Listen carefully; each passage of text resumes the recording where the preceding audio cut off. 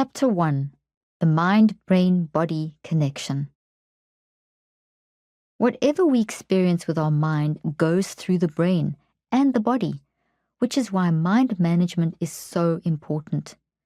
If we don't manage the impact of our experiences, they can affect our mental and physical well-being. In this chapter, I introduce how the mind-brain-body connection works so that you can have a better conceptualization of how to help your child understand the way their thoughts can impact how they feel mentally and physically. The thing we need to remember is that children are often a lot more insightful than we give them credit for. However, since they are still growing and developing, they often don't know what to do with everything they observe and experience. It's easy for children to feel overwhelmed by the vast expanse of information absorbed through the mind and brain daily. With or without mind management, just by virtue of being human, children wire life experiences into the neural networks of their brains and throughout their body with their mind. This process changes the mind, brain, and body. It has an impact, which will manifest itself in how a child functions mentally and physically. We are psycho-neurobiological creatures, and the mind, brain, and body are intricately connected. For example, say your child is anxious. The thing that's making your child anxious is an actual physical thought made of stimulus responses inside memories in their brain. The mind comprises the action of them worrying or being anxious about this thought.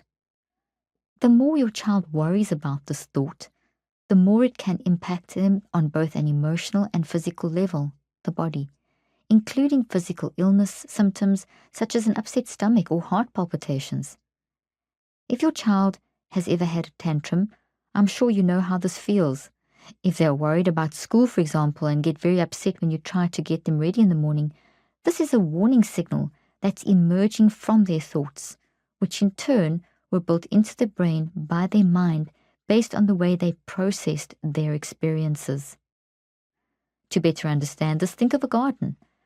When the garden is messy and full of weeds, it does not look or feel good. When a mind is like a messy garden, it feels like it's not working, and things quickly seem to spiral out of control.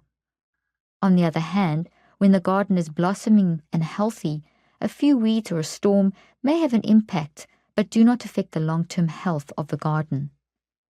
Thankfully, there are great systems in the mind, brain, and body that can help us teach our children to build healthy gardens in their mind.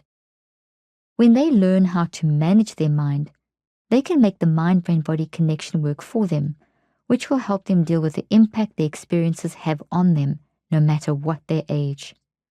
This begins by observing the signals sent by the mind, brain, and body. These signals can be categorized into 4 main components: emotions, behaviors, bodily sensations, and perspectives, which I discuss in detail in Chapter 3.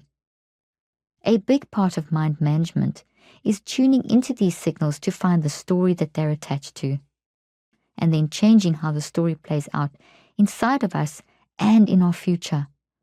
This involves self-regulation, which helps us to stand back, observe ourselves, and monitor how we interact with the world. Understanding the mind. Understanding this process of mind management begins with the understanding the mind. The mind is how we think, feel, and choose in response to everything going on around us while we are awake. The mind's thinking, feeling, and choosing work together as a team to grab our life experiences and put them into our brain as energy. This energy results in a structural change in the brain that contains the memories of our experiences, which cluster together into a thought, like the branches on a tree. These changes are driven by the mind through a process known as neuroplasticity. The mind essentially plants our experiences into the brain as thought trees. Thought trees are the neurons made of axons and dendrites in the brain. In your supplemental PDF are 2 images to help you understand this. The first is a drawing of axons and dendrites on a neuron. The whole neuron is the thought